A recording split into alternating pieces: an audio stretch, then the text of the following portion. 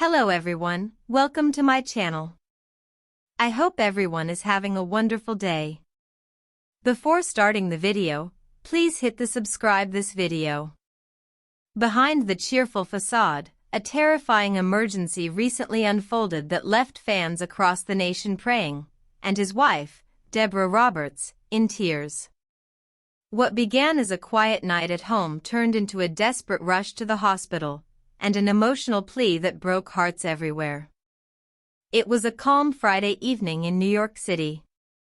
Al and Deborah had just finished dinner, chatting about their plans for the weekend. They were looking forward to spending time together, something rare given their busy careers. But shortly after dinner, Deborah noticed something alarming. Al, usually full of energy and jokes, suddenly went quiet. His breathing became labored, and he looked pale. "Are you okay, honey?" Deborah asked, reaching for his hand. Al nodded weakly but couldn't find the strength to speak. His head fell back slightly, and Deborah's instincts kicked in immediately. She dialed 911, her voice trembling as she described the symptoms. Within minutes, paramedics arrived. "I remember her voice," said one of the EMTs later. She was terrified, she kept saying, "Please, please don't let anything happen to him."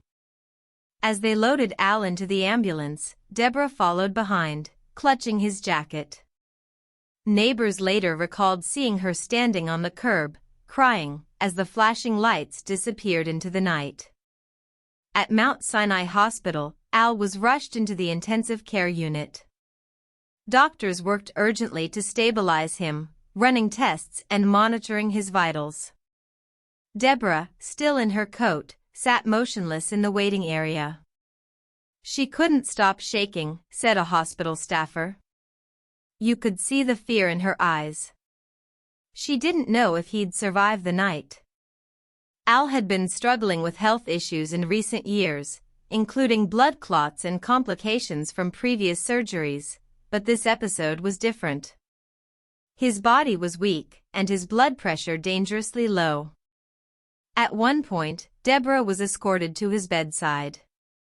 When she saw him, hooked up to tubes and machines, pale but still fighting, she broke down. "You have to stay with me," she whispered through tears. "You promised we'd grow old together." It was a scene of raw love and fear, one that few expected to see from one of television's most positive figures. As Al fought for his life, news began to leak out. An NBC insider confirmed to the press that Al had been hospitalized in serious condition. Within hours, social media exploded. The hashtags #PrayForAl Roker and #StayStrongAl began trending worldwide. Colleagues and fans flooded the internet with emotional posts. Savannah Guthrie shared a photo of her holding Al's hand, writing, "We love you, Al. You're the heart of our family. Keep fighting."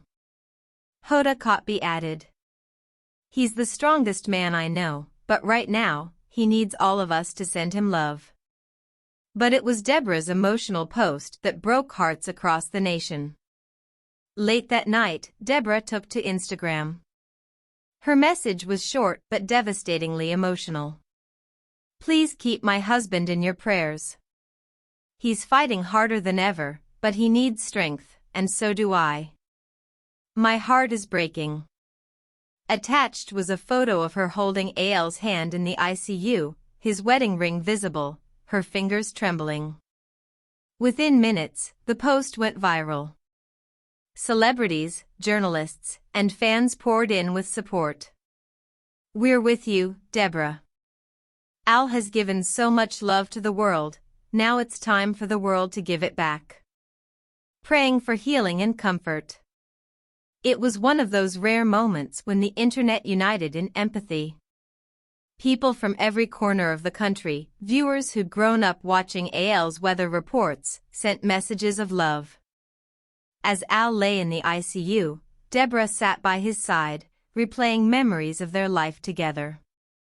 She thought of the day they met, two ambitious journalists, both chasing their dreams.